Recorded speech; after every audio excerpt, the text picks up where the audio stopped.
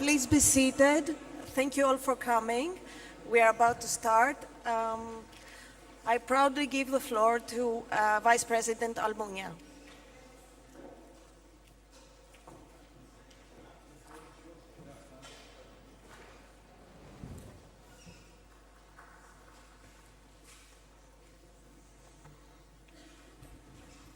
Good morning, ministers, President of the Hellenic Competition Commission, dear friends. First of all, I would like to thank the Hellenic Competition Commission, and in particular President Christakis and Vice President Loukas for hosting us today in Athens and for organizing this competition day and allowing me to be the first speaker in this important conference. As you know, every EU presidency organizes these competition days. I think it's a very good opportunity to share with our colleagues in the country that holds the presidency and with all the sectors involved in competition policy enforcement in this country, our thoughts, our experiences, and the way to improve our cooperation. But let me first say a few words regarding the situation of the Greek economy and the Greek society. I remember very well when the public debt crisis started, end of 2009, beginning of 2010. I was at that time moving from being responsible at the Commission of Economic and Monetary Affairs to become, in February 2010, responsible for competition. And since then, since the beginning of 2010 until now, Greece has implemented a comprehensive adjustment program and introduced far-reaching reforms. This has been a long way during these 4 years, thanks in particular to the sacrifices of the Greek population. The first positive results are now visible. Today, you are going to the markets, and I wish you a successful result of this very important step forward. But we all know that the road ahead is still long and far from easy. Exiting from the crisis will be a marathon and not only a sprint. We need you to win this race, and I encourage the Greek people and the Greek authorities to keep their eyes on the finish line of this important race. As a consequence of the reforms that are being implemented, Greece is improving the competitive conditions of its markets and of its economy. Competition enforcement, including state aid control that will be discussed tomorrow, can provide additional positive elements in this direction. After the comprehensive reform of competition law in 2011, the Hellenic Competition Authority has become a stronger and more effective enforcer and has influenced structural reforms. I commend the good work of the HCC, and I know that this very good work is being done in a rather difficult environment. Strengthening our enforcement activity and our advocacy is not easy in these times, but this is precisely our responsibility. We, competition authorities, we are not here to serve private interests or corporative privileges. We are here to serve the interest of every company that plays by the rules and of every consumer. Our duty is to instill openness and transparency in the markets and make sure that every player has the same opportunities to create jobs and generate growth. This is why public authorities, companies, and citizens must understand how important it is to support the work of the competition authority here in the present circumstances. Keeping markets open and efficient is one of the things that Greece and the whole European Union need to regain the ground lost during these years of crisis. we need to adapt constantly our practice to the changing conditions. We, the European Commission, as a competition authority at the EU level, and the national competition authorities, have this need to adapt our practice in common. Competition enforcement must evolve at all times to stay relevant and fulfill its goals. I think we, the Commission, and all the national competition authorities in the EU, we are leading the way of adaptation, and I am quite proud of the results we achieved since 2010. In antitrust and cartels, we have developed better tools to detect anti-competitive behavior. We have improved due process, and recently our private damages initiative has been supported both by the Council and the Parliament, and in a few weeks will become law. We have also streamlined our merger review procedures, and with the state aid modernization strategy, we are completing a comprehensive reform of the way we control government intervention in the economy. Let me focus with some detail in these policy developments, and I will start with the directive of private enforcement. This is the first ordinary legislative initiative in the competition domain, and the European Parliament is expected to adopt it next week in Strasbourg. Then, after the final vote in the Council, the directive will come into force. I want to acknowledge here the very good work and the engagement of the Greek Presidency that has been crucial in the last stages of the process. The political agreement was reached only 9 months after the proposal was tabled by the Commission, and this is an excellent example of the good cooperation among all the EU institutions. This piece of legislation, that I think is very important, will democratize competition law enforcement. When the directive is operational, it will empower the victims of antitrust infringements to seek compensation for the harm they suffered. So far, the principle that all victims have the same right to compensation in the EU has faced a difficult application in practice, especially for ordinary consumers or for small and medium-sized enterprises. The directive will eliminate the present obstacles and establish minimum standards applicable everywhere in the Union. This means that we will get a bit closer to the level playing field when it comes to the private enforcement of competition law. Thanks to the directive, national judges will be able to order companies to disclose the evidence victims need to prove their claims. In addition, the victims will be able to wait for the decision of competition authorities and rely on them in their own actions. The new directive has also been the opportunity to fine-tune the interaction between private and public enforcement of competition law, that is, between the court actions and the work of our competition agencies, both at the national and at the EU level. In particular, the directive will preserve a company's incentives to cooperate with competition authorities through leniency programs and settlement procedures, and this will not be disclosed. The documents that the leniency applicants will give to us will not be disclosed.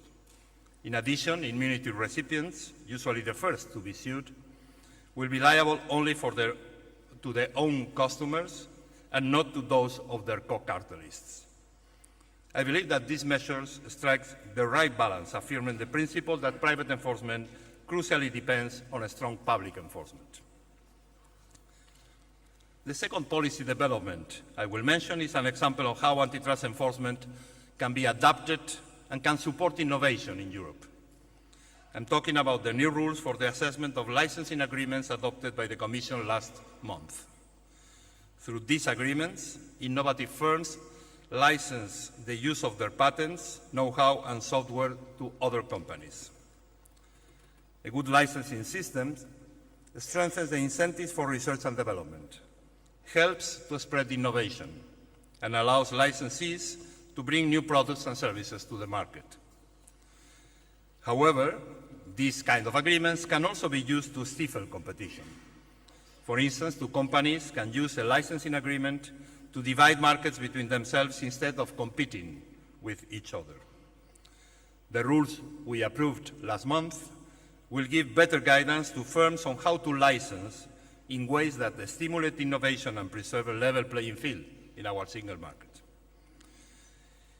Let me now round up this review of policy developments in antitrust with an initiative we will take to mark the 10th anniversary of the European Competition Network. Regulation 1/2003 ushered in a totally new system for the application of EU antitrust rules. We plan to report how it has functioned and to explore further improvements in the way the Commission and the national competition authorities will continue to apply the same EU antitrust rules. The system put in place when the ECN was launched a decade ago has boosted enforcement considerably, allowing the Commission to focus on the most serious infringements and on key sectors such as energy, telecoms, and the digital industries. In time, enforcement by national authorities has become crucial, and cooperation within the European Competition Network, in my view, is a great success. But this is not enough for us. What else can we do to establish a genuine common enforcement area in Europe? Voluntary action in the countries of the EU has been fruitful, but we still have a patchwork of different systems for applying the same rules. So, I intend in the coming months to launch a reflection on the future landscape of competition enforcement in Europe, one in which every national authority is truly independent, has enough resources, and can rely on a full set of basic enforcement powers. Let me open a brief aside here. I just mentioned energy, telecoms, and digital as a key enforcement domains because I regard these sectors among the most promising drivers of growth in Europe. If we are serious about sustaining the recovery in Europe after years of recession and crisis, we should complete and extend the integration of these markets and make sure that the best possible competitive conditions prevail in a single market for energy, in a single market for telecoms, and in a single market for the digital services throughout the European Union. But unfortunately, things are not going that way. Let me take the example of Europe's telecom market. We see here something like a paradox.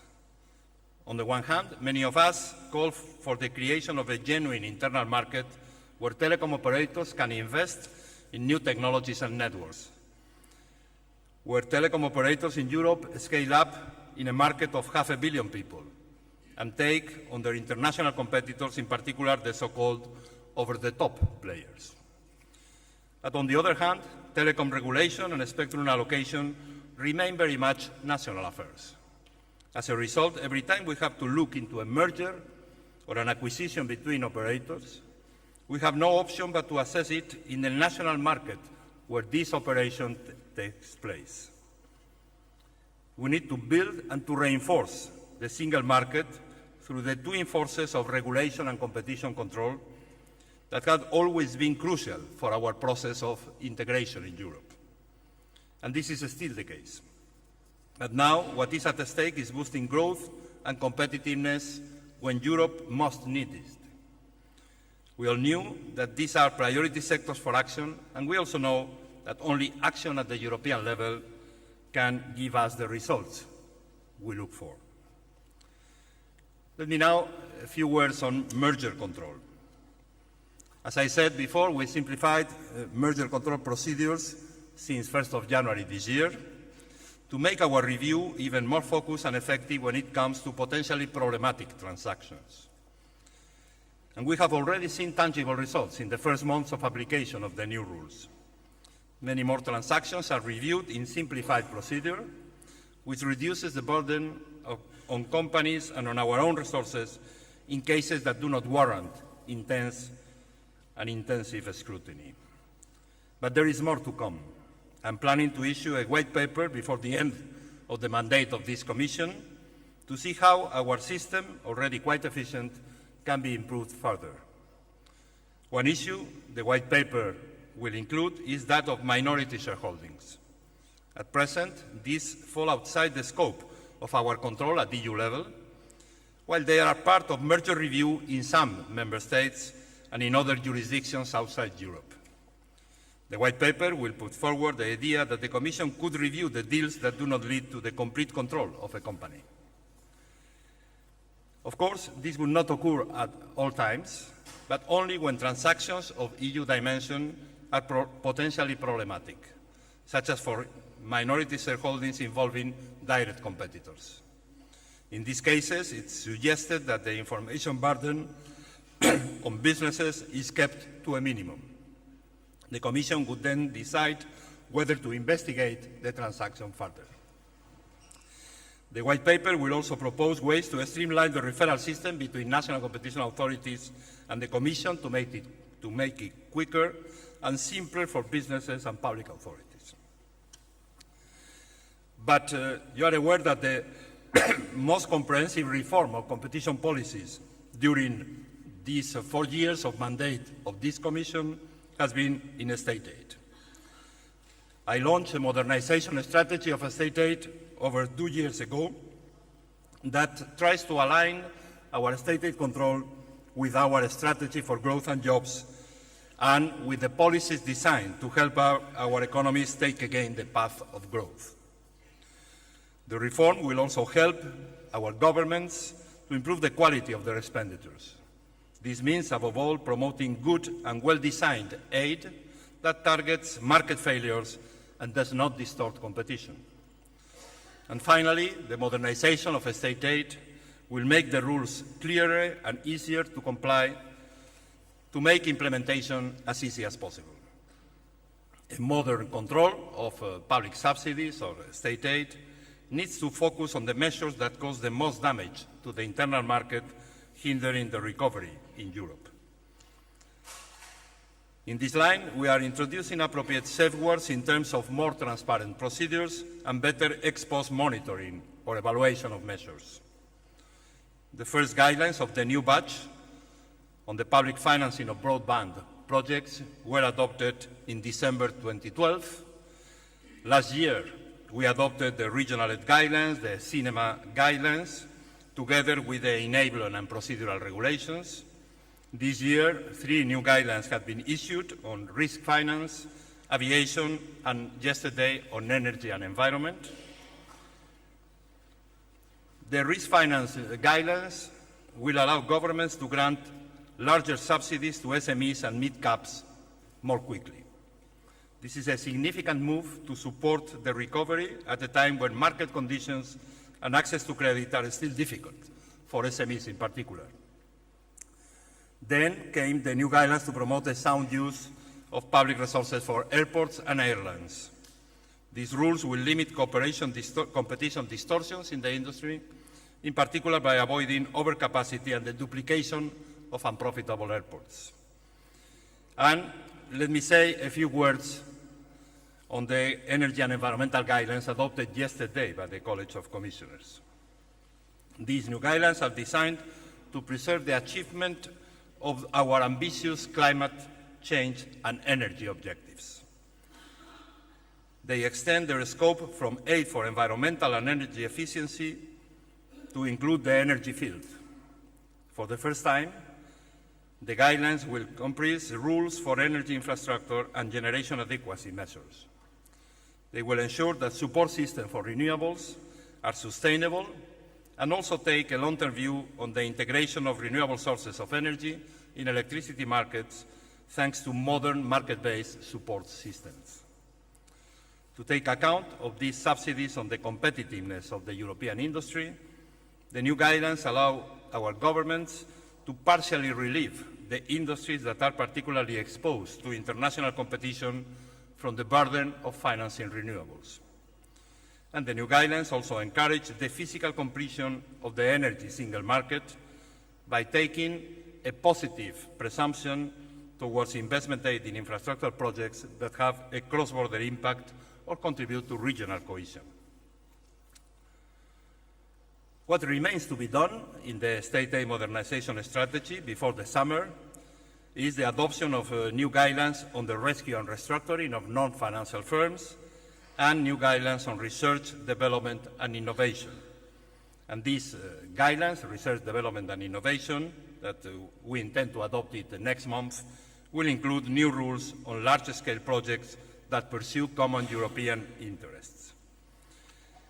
We will also adopt a new general block exemption regulation, which will simplify the control of state aid by allowing member states not to notify in advance their aid measures when certain conditions are met. With the new block exemption regulation, up to 90% of good aid measures that will represent 2/3 of the total amount of aid given by the member states could be exempted from notification, simplifying the administrative procedure for the granting aid at national level and leaving for the Commission, for the European Commission at the EU level, the role of ex post monitoring of this aid. I would like to add here a remark on the application of state aid policy in countries that are implementing large structural reforms as part of their adjustment programs. Here in Greece, these reforms include the consolidation and restructuring of the banking sector and broad privatization plans. We have been supporting the Greek government efforts to make sure that these reforms are in line with the state aid rules. In the case of banks, the main goal of the talks is ensuring that the large amounts of aid received will eventually be used to finance the real economy. Following the stress test results here in the banking sector in Greece, I'm happy to note the recent positive developments on private recapitalization, with two of the Greece pillar banks returning to the market. Overall, the restructuring plans of Greek banks are progressing well. However, some challenges still remain ahead of us. Now, of course, it's key for Greek banks to ensure a return to profitability, focusing on their core activities, and we will be very attentive in the stated process that banks return to lend to the real economy. Our talks with Minister Stournaras also cover the privatization of many state-owned enterprises and infrastructures that have received state aid. Here, the key is creating conditions that attract private investors. A central state aid unit has been set up within the Ministry of Finance, and I commend this decision because it's helping us a lot to a better understanding between the Minister of Finance, Minister for Development, and all the Greek authorities in dealing with state aid cases and not putting obstacles to their restructuring and, if it's needed, the privatization of these companies. Let me now conclude. I said at the beginning that the Hellenic Competition Authority is intensifying its work in spite of a very difficult environment. I encourage the HCC to continue undeterred its enforcement and its advocacy, because with these two legs of our action, advocacy and enforcement, we are able to remove structural barriers to competition and we are able to open doors for growth. I also encourage the government to continue implementing its suggestions. Because of the very nature of our work as competition enforcers, our authorities know well what should be done to revitalize economic activity. Establishing better conditions for competition in the economy is crucial for the eventual success of the adjustment and reform programs. But the most important factor of success is the active cooperation of the society, of our citizens, and I want to praise again the Greek people for their engagement. We are aware of the sacrifices this long stage of transition requires, and we are aware of the need that everyone bears their fair share. I am convinced that thanks to these huge efforts, Greece has taken the right path out of this crisis and can finally look at the future with confidence and optimism. Thank you very much.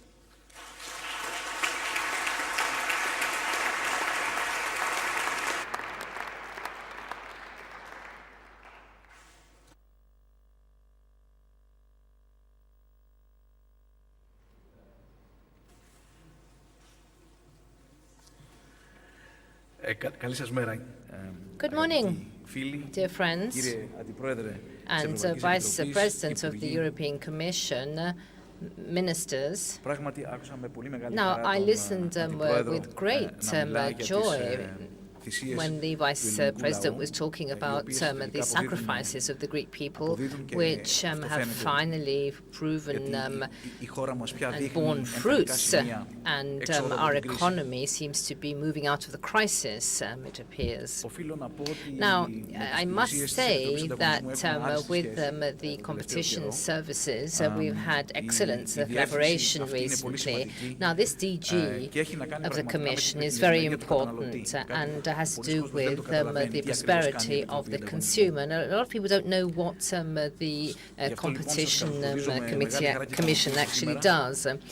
But it is my pleasure to welcome you here today to this event within the framework of the Hellenic Presidency of the Council, the European Union. So it is a great pleasure for me to be here at such an event with academicians, also eminent officials of the EU, and experts in the legal field and in the field of competition as well. The past few months have been extraordinarily difficult, but very productive, because Greece has taken up the presidency of the European Union. But of course, we are in an adaptation phase as a country, and Hellenic Presidency, in fact, has given top priority for changing the regulatory framework for the financial sector in order for confidence to be built and also to provide liquidity to the real economy in Europe. And during the first few months of our presidency, we have been dealing, and I think successfully, with a number of major challenges. May I just begin perhaps with our greatest success, which in fact is to have a single mechanism for streamlining banks. And this is a regulation basically which is due to be voted in next week by the Parliament, hopefully. And then once we had the single currency adopted, the banking union, I think, was one of the main challenges we've had to face in terms of completion of that monetary union. So we are quite close now to achieving that, to having a banking union which will guarantee financial stability, liquidity, and also the credibility of the banking system throughout Europe. At the same time, in the first 3 months, we have been able to come to an agreement on 4 very important and difficult pieces of legislation. We have the directive and the regulation in terms of, well, it's called the MIFID and UCITS. I'll give you the acronyms here, MIFID and UCITS, PAD, and the regulation which covers transparency rules in investment products, BRIPS. Now, the Hellenic Presidency is now going to focus in on promoting a number of important dossiers. Benchmarking is one, which is, of course, important for financial instruments and agreements, money laundering and long-term financial instruments, and then a number of other portfolios as well. We have Payment Services Directive 2, and also the regulation on what we call the MIF.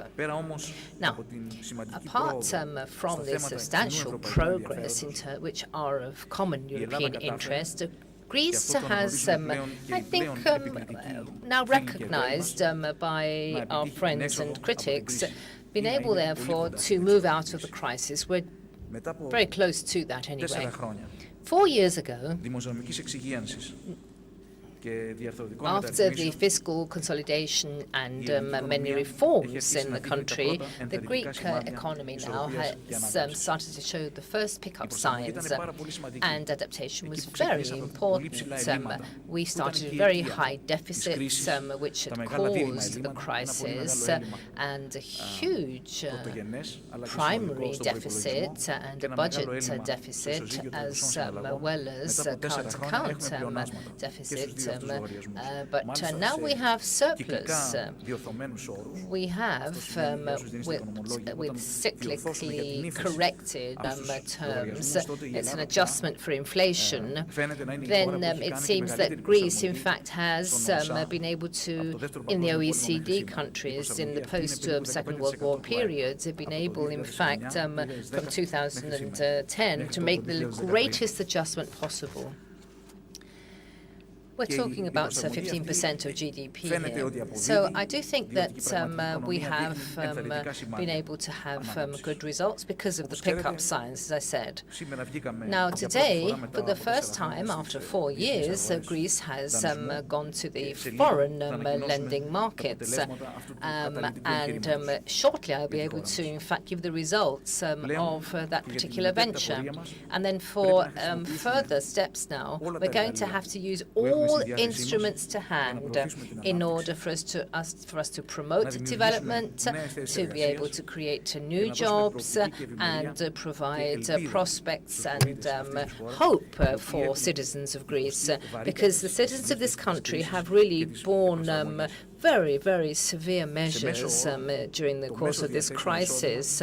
In fact, we've had a drop by 30% of disposable income, and no other country, apart from perhaps the US in the 1929 crash, has not had to suffer so harsh a situation. So our objective is to increase competition and to step up competitiveness. And I think we did have a substantial drop in labour costs. We didn't have a drop in prices at the same time, and that has been basically a matter of inflexibility on the goods and services market.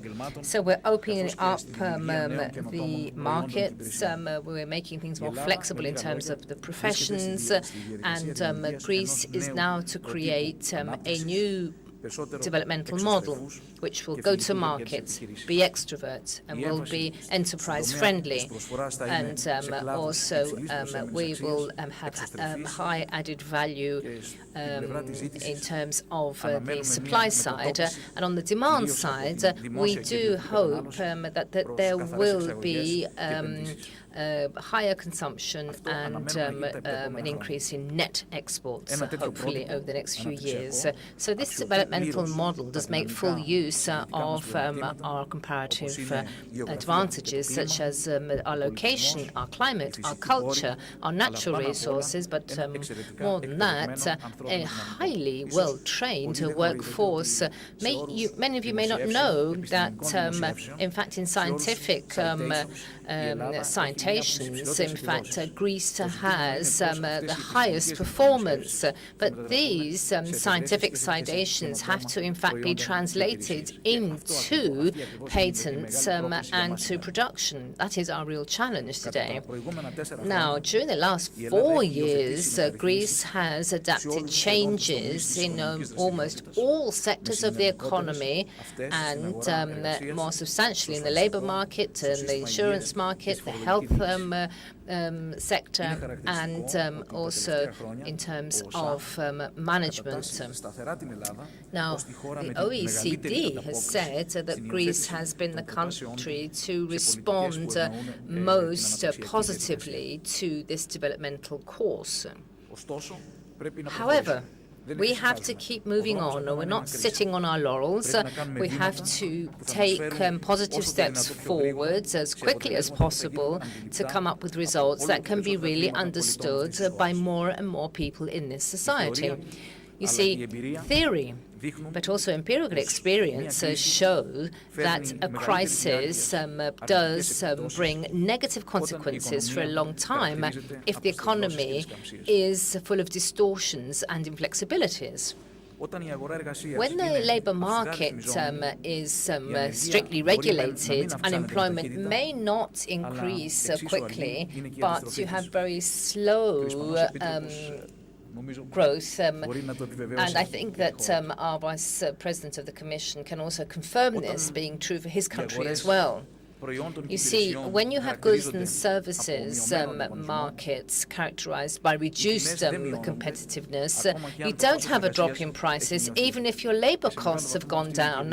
And this is the experience that we've had in Greece here as well. You see, the reforms that have been already adopted on the labor market do facilitate reducing unemployment more quickly now that we're in a pickup phase.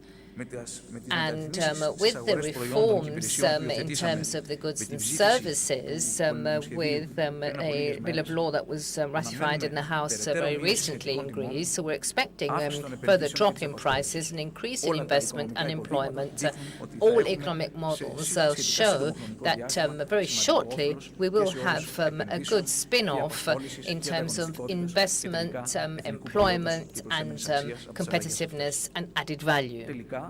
So ultimately, we will have a considerable improvement in living standards for Greeks, and this is of great importance. So we ought to stress that, I think, to Greek society, because I think that in the short term there may have been effects to certain professional sectors, but in the long term these measures will be to our advantage. You see, protectionism has never protected or helped the more vulnerable groups in society. That's what experience has taught us. The state should also at the same time make use of our natural resources, which are invaluable but are limited, to the benefit of our society. And of course, in this effort, we are guided by the European competition rules and state procurement rules. So state subsidy rules as well. So it's important to bear in mind that member states can, through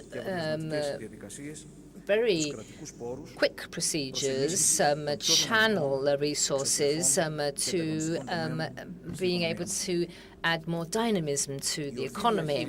So the rational use of state resources, as well as other legal instruments, is a basic mechanism whereby you can establish incentives and have a new productive model promoted in the country. On the contrary, if you do not promote in a rational sense businesses and incentives which per mare per terre are trying to survive, is something which will be very detrimental and has proven to be so for those companies which had to, in fact, return substances which were not in line with EU rules.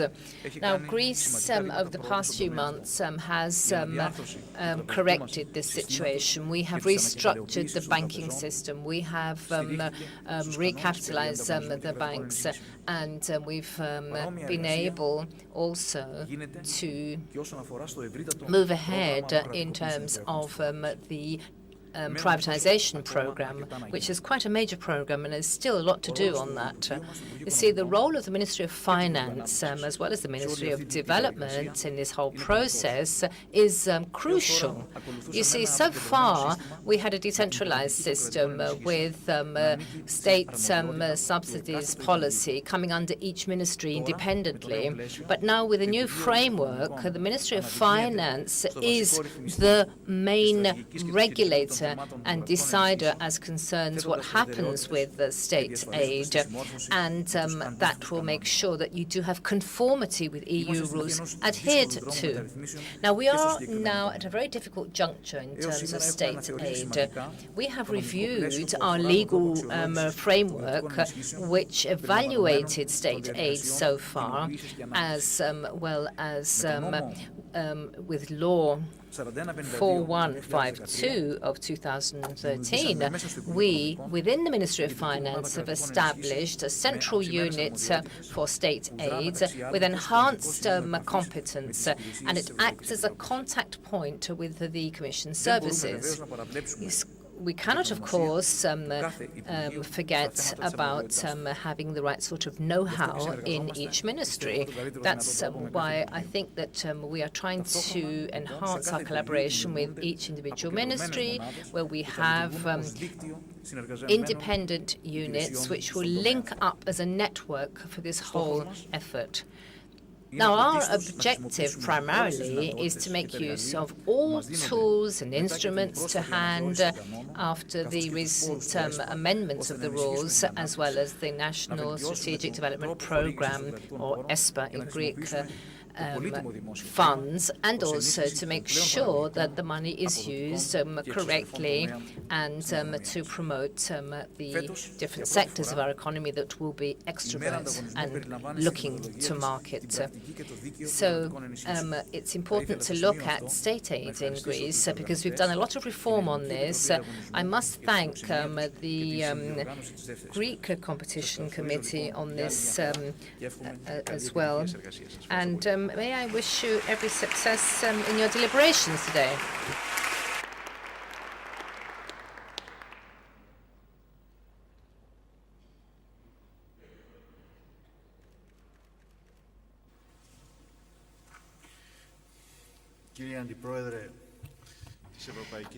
Distinguished Vice President of the European Commission, ministers, ladies and gentlemen, dear guests, it's true that today is a day which is very important for Greece. Ladies and gentlemen, after 4 years of isolation, Greece is now coming back onto the markets. And Greece is once again becoming a true European country. And this is due to the following. We have to recognize it to the sacrifices of the Greek people, as well as in equal measure to the efforts which were done and carried out on various levels by the Greek government, but also by all those who wanted to support our efforts here in Greece on an international and European level. Now, among those who supported our efforts over the past years is certainly also Vice President of the European Commission, Mr. Almunia, who he himself did everything that was in his power, and we recognize that, to help our country and to help us here in Greece to solve various problems which fell within his area of competence, and we are now in a much better position than before, thanks to him, among others. Ladies and gentlemen, the change in course for Greece was no coincidence.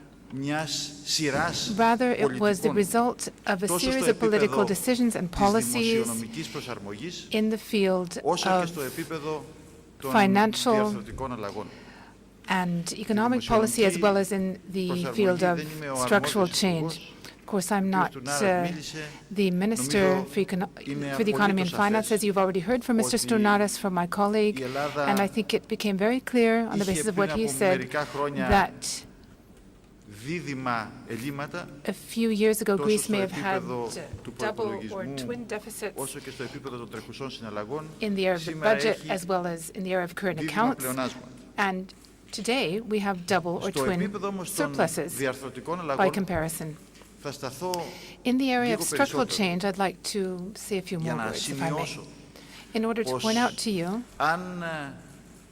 that if there's something that we learned from this crisis, a crisis of a kind that we've never experienced before in Greece, it is the following. First of all, that our economies, especially in the new globalized environment, have to be competitive.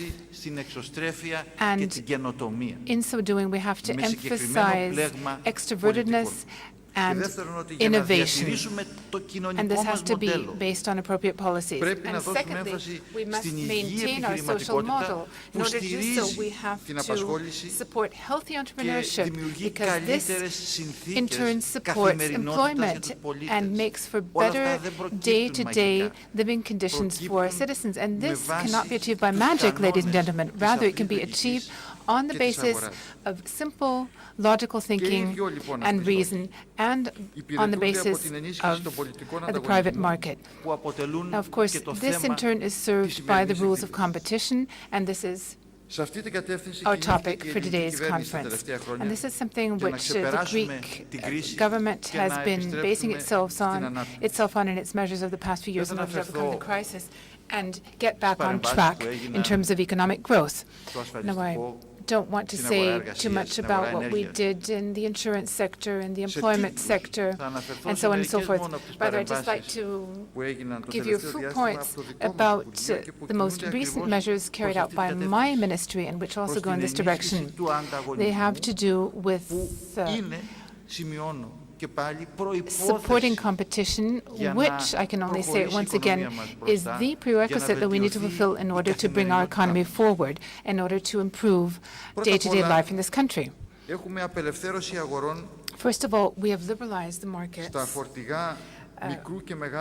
with respect to large and small tonnage lorries. And with respect to tourism, here we have full liberalization, as well as with respect to tuition for private schools. This is something that many people were afraid of, but ever since we have carried out the measure, actually tuition has fallen, school fees have gone down. That is the truth. And we have statistics for that. Secondly, we have the new legislative framework for the market and for commercial stores, shops.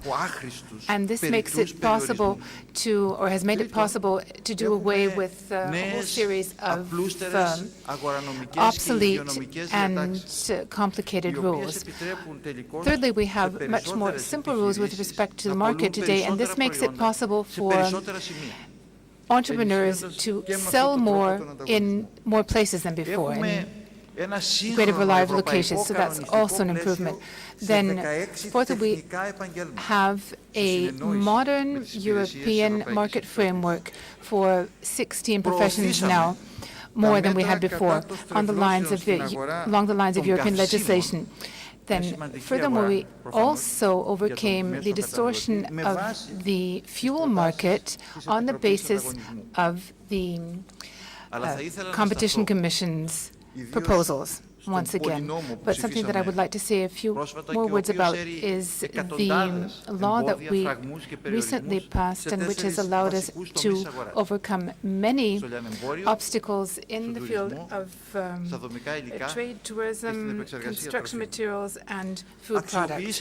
Now, this is very important for us because we use the toolkit, so-called toolkit from the OECD, as has been done in Australia and Canada and in Japan before. And we thereby were able to fulfill a double goal. First of all, to improve the competitiveness of present companies, but also to have new companies founded which make our production base much better and thereby improve the competitiveness of the whole country. Secondly, we achieved our goal of having prices come down for various very important and basic products which the Greek people need, and Greek people at the moment are really under a great deal of pressure and making many sacrifices due to the crisis, as you know. So this is very important for them. Now, furthermore, the price of basic products and services, therefore, has come down. Here I'm talking about bread, about milk, about detergents, and medicines which are not prescription medicines. And we've also, especially in the construction material market, been able to improve the price situation and to now have a more flexible price structure for commercial shops during sales times, for discounts, and so on and so forth. We also have a better system for tourist units, and we're able to do away with rules which were an obstacle to tourist development in this country. Of course, there are reactions to that, ladies and gentlemen.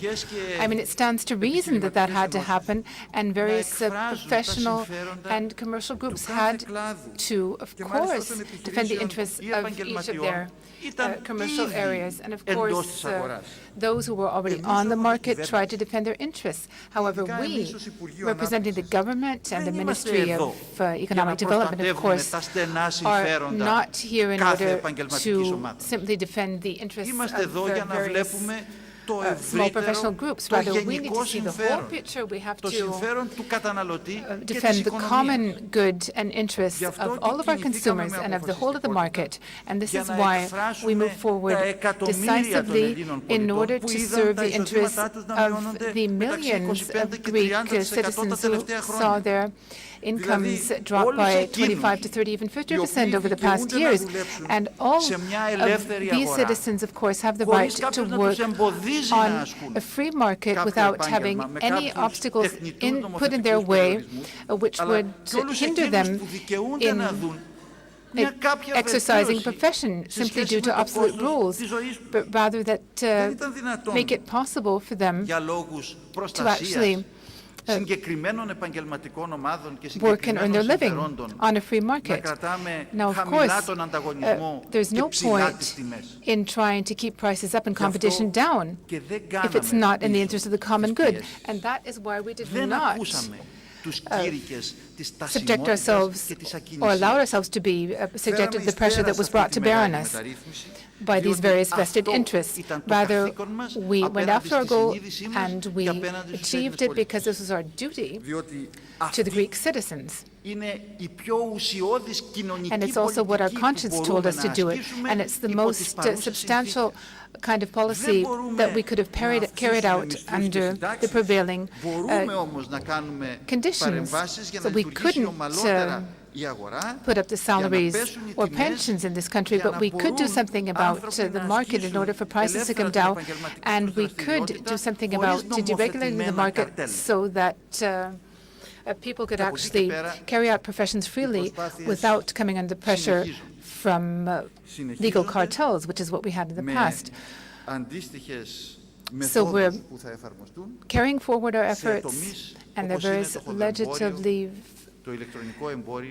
various areas such as wholesale markets, the electrical market, and so on and so forth. We will continue to put forward new legal frameworks in order to make the market freer than in the past. Under the Hellenic Presidency, I think that we'll be able to show what we've actually been able to achieve in practice over the past months, above and beyond what we just heard from the Minister of the Economy. We have been able to contribute to two European directives which have a direct bearing on competitiveness and competition. For example, electronic invoices for public contracting. This has made it much easier for SMEs to have access to European-level tenders. And this is very important and has also saved 2.3 billion euros all in all. It has also improved transparency and corporate social responsibility. And it means that companies on the whole are now working in a more transparent and socially responsible fashion. Of course, social corporate responsibility means that we have a more transparent market and that it's easier to evaluate the services which are offered by a company. However, with respect to competition as such, the Hellenic Presidency has also put emphasis on the completion of the directive with respect to compensation arising from infringement of competition rules, which is also what Mr. Almunia referred to earlier. And this is something which gives out a decisive message from the European Union to the cartels who are trying to keep a very strong hand on entrepreneurship and the markets, because it now makes it possible for compensation to be paid for such infringements. And an example for this is, for example, the decision of the Competition Commission, which showed that there was a violation of competition law, and this will in future be binding for the courts, so that European citizens will not be, should not be subject to such violations and their consequences in the future. And if these laws are violated, obviously the compensation will be paid in full, not just for the damage, but also for the profit which may have been foregone and the interest on that profit due to violation of competition rules.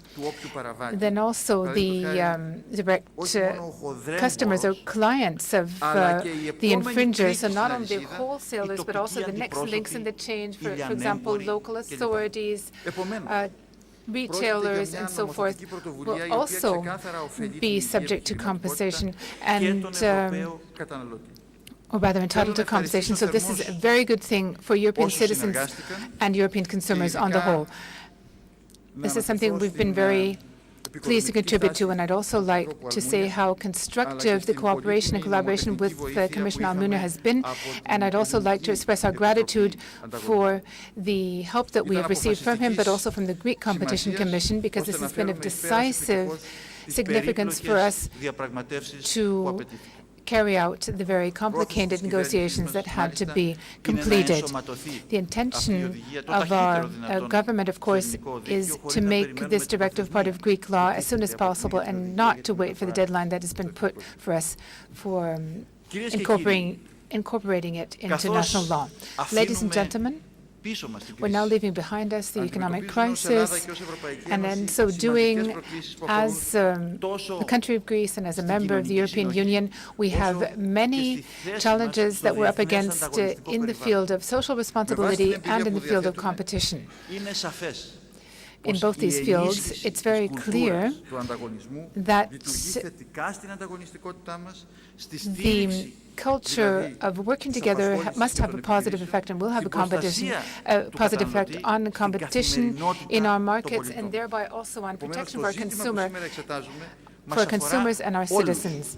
Therefore, all of this is something that is important to all of us, to member states, to consumers, and to companies alike. And therefore, it's very important that we emphasize the significance of competition in order to lay the basis for a society of equal opportunities, but also for a new period of well-being in Europe. And this is very important for prosperity on the whole in all of our countries. And we owe this to our citizens who have made sacrifices in this crisis, who have still not lost hope and believe in a better future.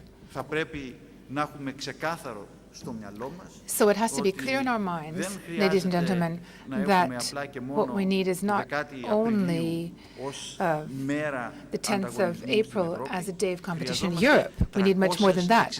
We need 365 competition days in Europe, 365 days of competition on the European markets. That means more quality of life for all of us. It means progress, and it means a better future for all European citizens. Thank you for your attention.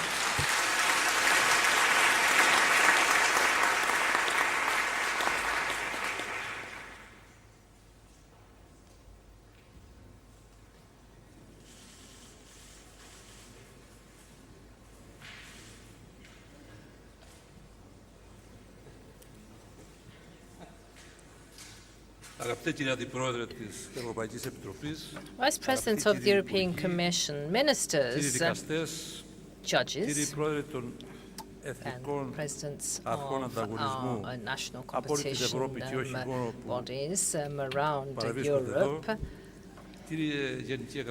Secretary General, Deputy Minister, and members of academia. dear colleagues, friends, and presidents of the independent bodies and representatives of those independent bodies, and dear invitees, I'd like to thank you all from the very bottom of my heart for having accepted the invitation to our event today, because this is in fact an institution in Europe. European Competition Day. I'd also like to thank those who wanted to come, but who could not, in fact, come in because of the shortage of space in this building.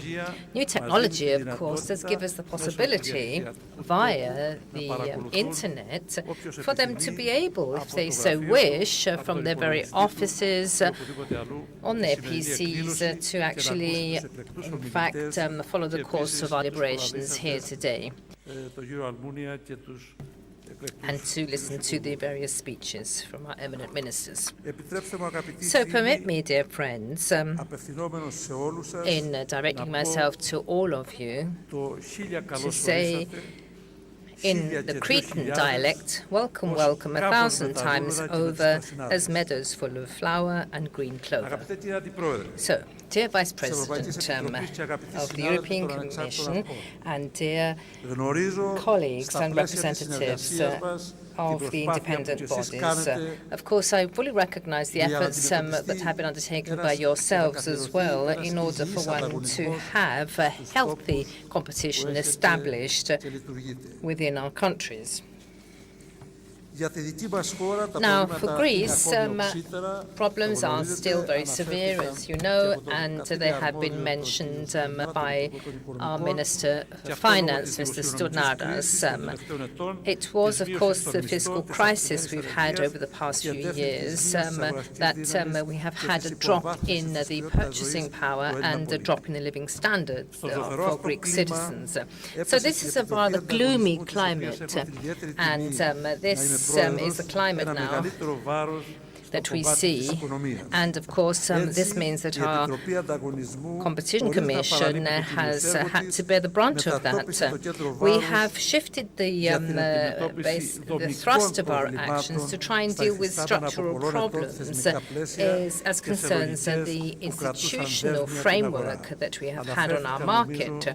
I think that the competent ministers have already made mention of that. So a number of opinions, proposals, and analyses for different sectors in the market helped the state to try to undertake a number of legislative initiatives, and this will have a positive effect if they're implemented correctly on the climate, and will certainly bring in results. And Minister Hatzidakis was so kind as to make mention of the Competition Commission's contribution on this.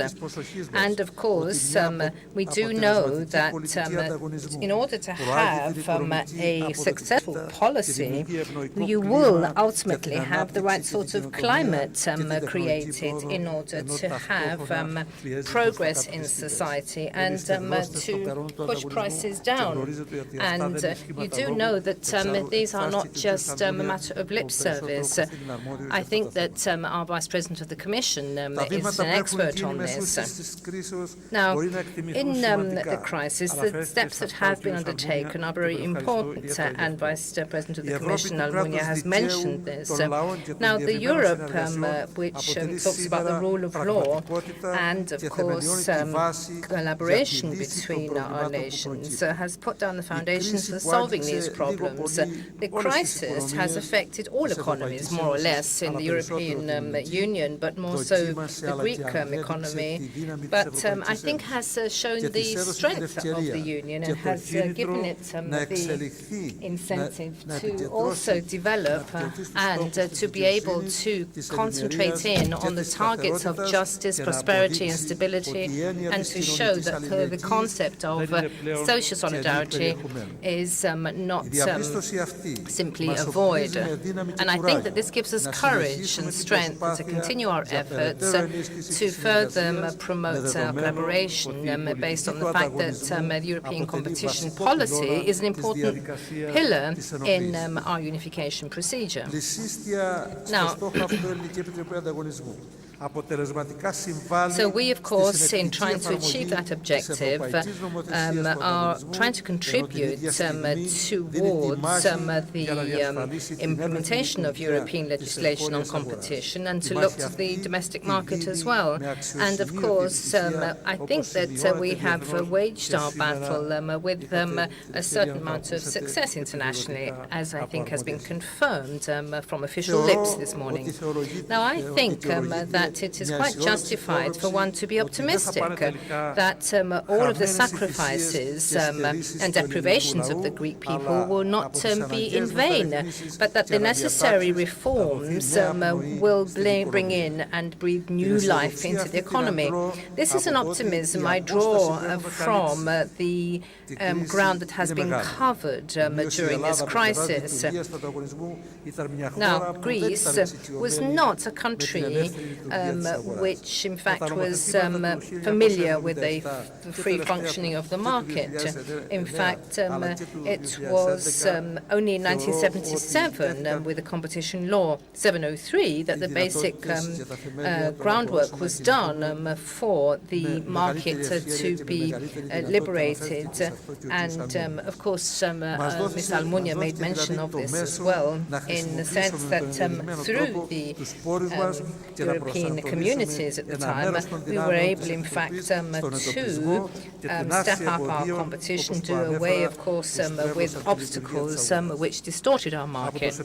From September 2009, the state has asked me to take up the position of the President of the Commission with, of course, the collaboration of the experts from the Commission and the Directorate General. One has been able to undertake substantial effort and to, of course, try and improve things. So I'm very happy to have been able to have worked with you and for our efforts to have been recognized abroad. And perhaps I can just pick up a few of the Commission's actions here.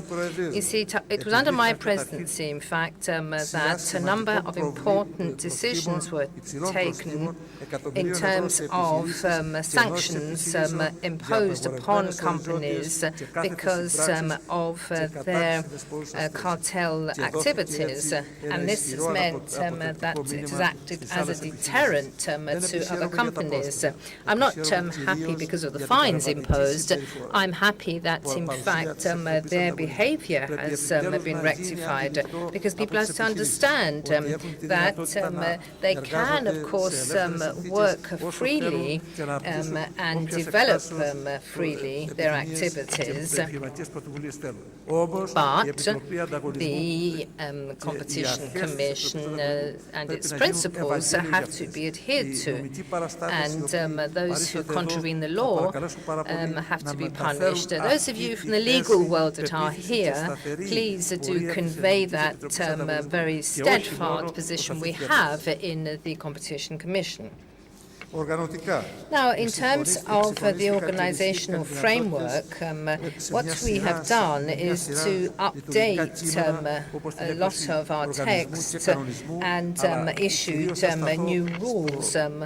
But of course, I must talk about the issue of the objective criteria which have been set in order to categorize different cases without any sort of pressures or interventions, because people understand now that the Competition Commission cannot, of course, deal with petty affairs which just waste time and money and do not allow us to deal more substantially with those cases which have a systemic impact on competition in the market. So today we are looking at about 45 serious cases with an impact on the economy, and we have undertaken hundreds of on-the-spot controls, and of course this is done with full secrecy. Nobody is forewarned as to when the control is going to be exercised,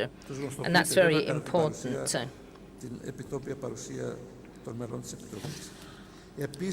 Also, our collaboration within the European Competition Network has been stepped up, and I think that people that we have contact with in the Commission know about this. We've also had more cases which pertain to the local household basket, so to speak. And we're looking at what's happening in the retail sector to see whether there are any distortions or restrictions. And we've just finished a major sectoral study in terms of market vegetables. We've also tried to look at chronic distortions as concerns competitiveness of our economy.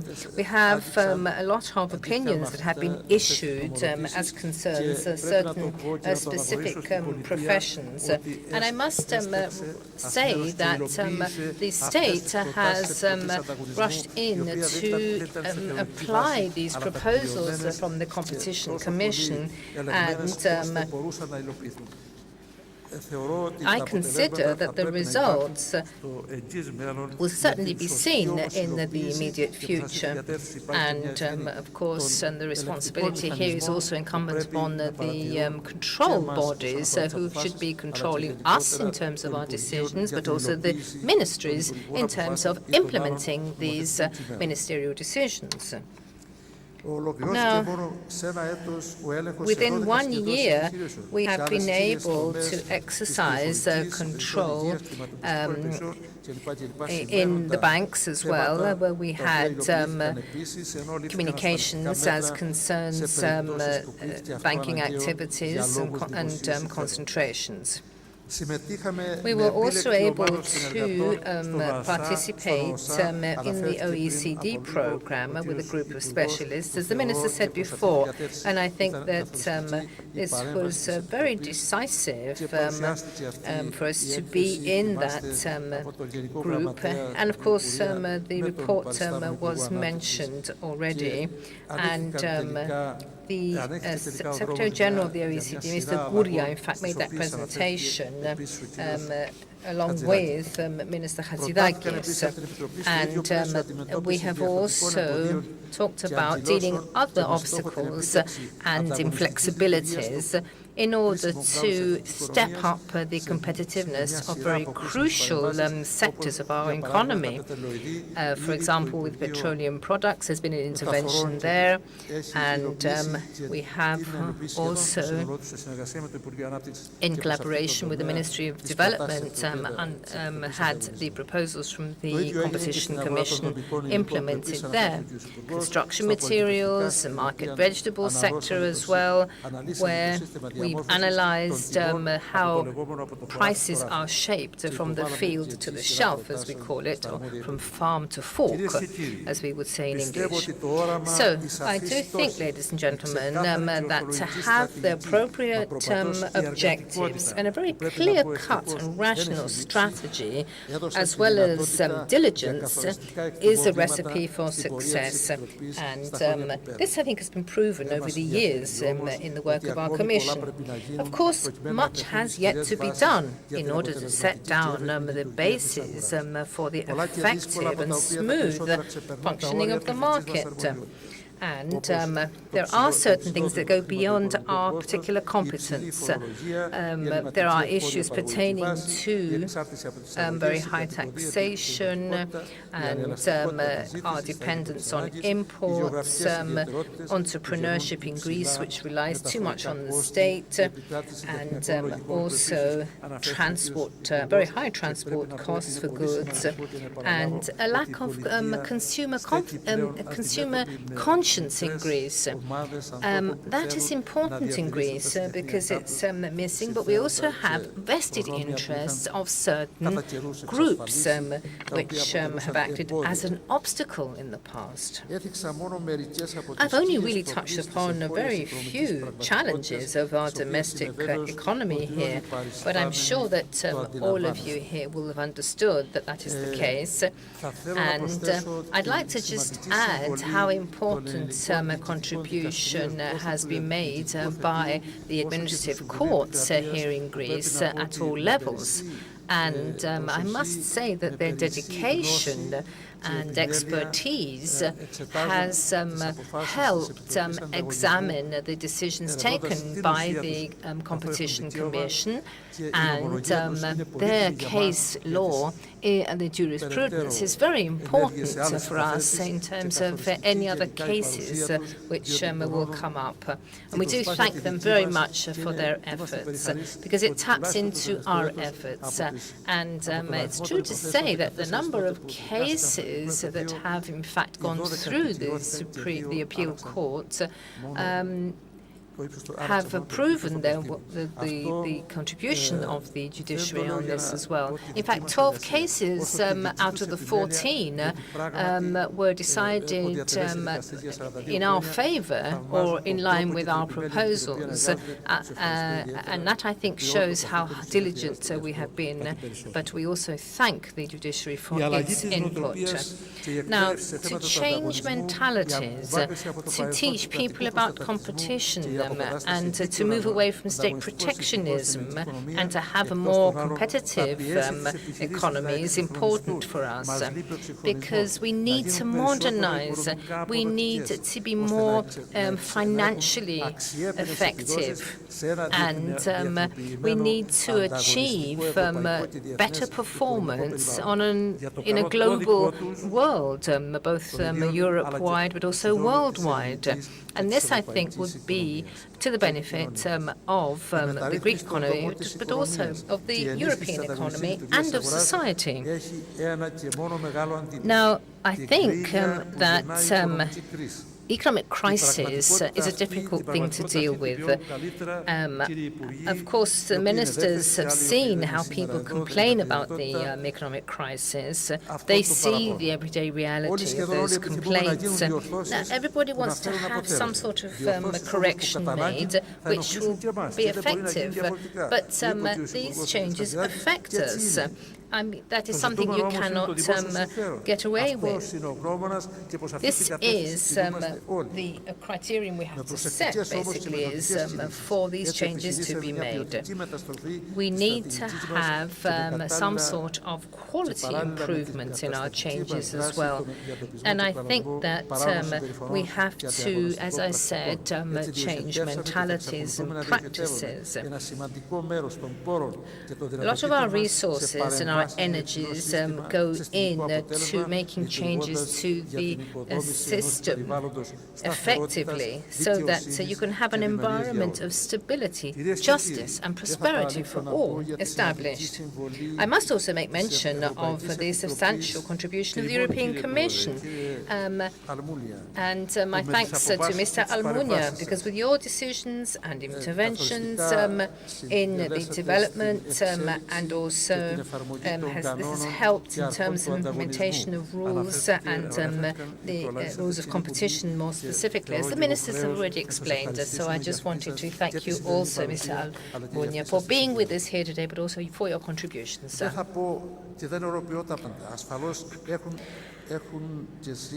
Now, I know that there are still many things that need to be done, and of course, having heard what has already been said, but I think also the presentations we will hear will help us do that. My thanks are due to the Hellenic Presidency and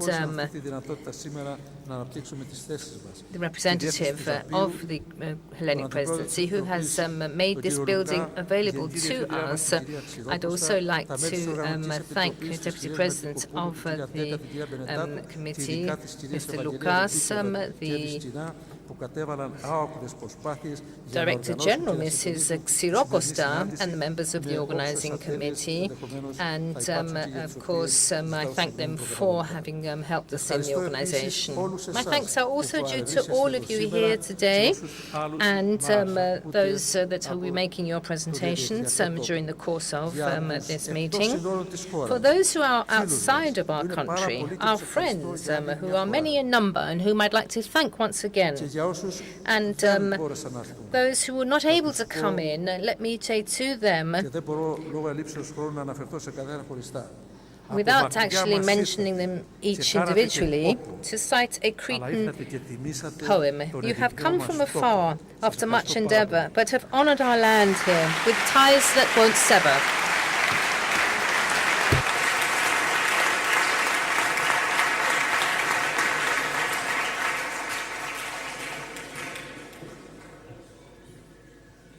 Επειδή ο χρόνος μας σήμερα είναι περιορισμένος, θα σας παρακαλέσω να πάρετε ένα σύντομο καφέ. We need to have a very, very short coffee break and then start as quickly as we can with the second session. Due to the limited time, I will ask you to get a 10-minute break and a small coffee and be back for the very interesting first session. Thank you.